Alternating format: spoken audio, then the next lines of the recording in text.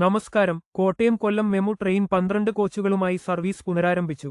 എന്നാൽ മറ്റു മെമു ട്രെയിനുകളിൽ കോച്ചുകളുടെ എണ്ണം വെട്ടിക്കുറയ്ക്കുന്നത് യാത്രക്കാരെ വലക്കുകയാണ്.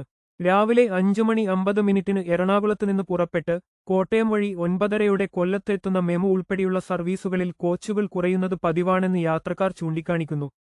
വൈകിട്ട് 5:40 കോട്ടയത്തുനിന്ന് തിരിച്ച് രാത്രി 8:15 കൊല്ലത്തെത്തുന്ന മെമുവിലെ കോച്ചുകളുടെ എണ്ണം കുറഞ്ഞത് വലിയ ദുരിതത്തിലാക്കിയിരുന്നു.